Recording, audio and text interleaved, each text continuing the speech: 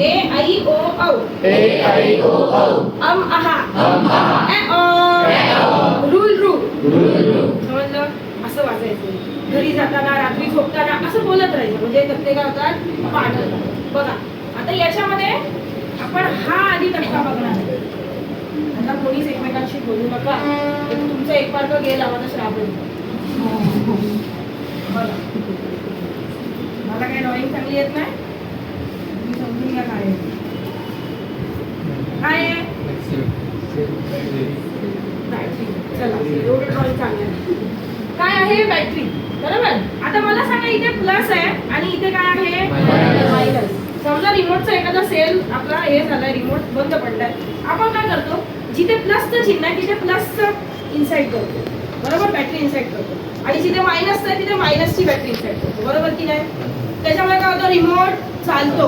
Marathi medium मधून जे शिकले त्यांना समजेल याला म्हणतात सजातीय विद्युत प्रभार. काय म्हणतात सजातीय विद्युत प्रभार.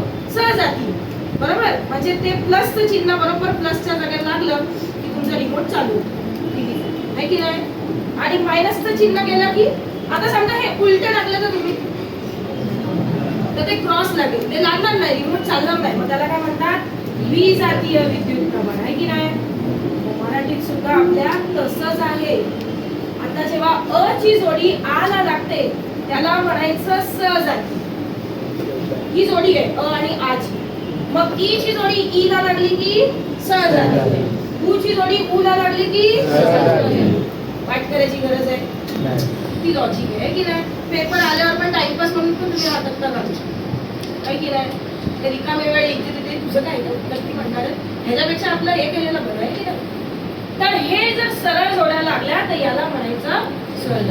पण आता समजा जोड्या क्रॉस लागल्या तर अ ची ई ला लागली का आ ची ई ला लागली का ई ची उ ला लागली का उ ची ई ला लागली का अ ची उ ला लागली का आणि अ ची आ लागली का. मला वाटलं हा विजातीय बोलतो की काय समजलं. म्हणजे जोडी सरळ लागली अ आ ई ई आणि उ उ तर काय होणार आहे तुमची सजातीय जोडी तयार होणार व्याकरणाची समजलं. आणि जोड्या जर क्रॉस लागल्या तर काय होते विजातीय जोडी तयार होते है की नाही. हे समजलं तुम्हाला इथपर्यंत. हा तक्ता क्रमांक जो 1 आहे त्यातला हा पहिला मुद्दा इथपर्यंत समजलं.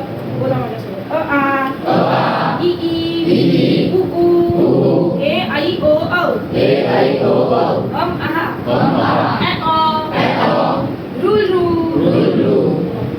आता आपल्याला बघायचंय हे ए आई ओ औ है की नाही. आता बघा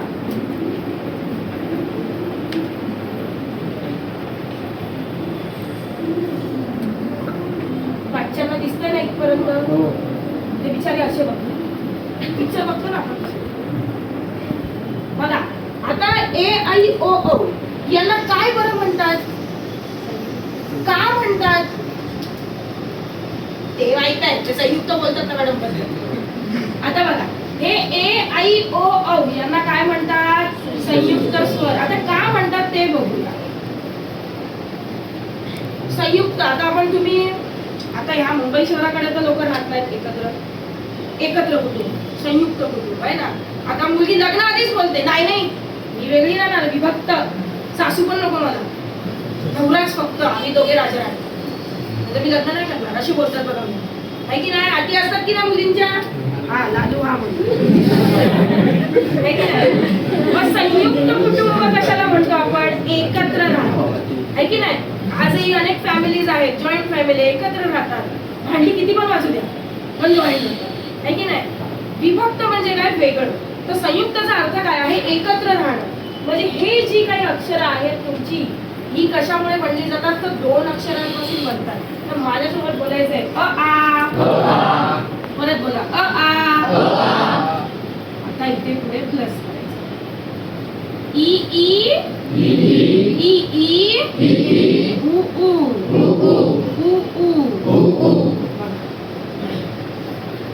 झाला तुमचा तक्ता रेडी.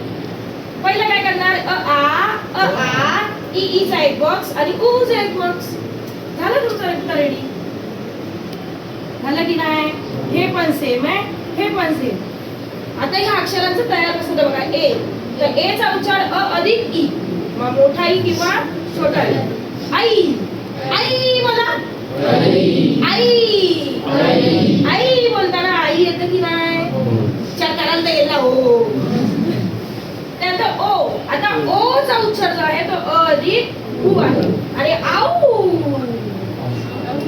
आऊ काय रे तुम्ही झोपेत असल्या बघा. हे समजलं. मग हे दोन स्वरांपासून मिळून बनले म्हणून याला काय म्हणायचं? संयुक्त स्वर. राहील लक्षात? राहील का लक्षात? बघा हे सजातीय विजातीय एक पॉइंट होता. जोड्या सरळ लागल्या तर सजातीय, जोड्या क्रॉस लागल्या की विजातीय. बरोबर. ए ऐ ओ औ हे काय आहे? संयुक्त स्वर. का संयुक्त? कारण ते दोन स्वरांनी मिळून बनले. हे स्वर आहेत ना, हे आपण जे बघतो हे सगळे स्वरच आहेत. या दोघांना सोडलं तर समजलं. एक मिनिट, हे महत्वाचं आहे.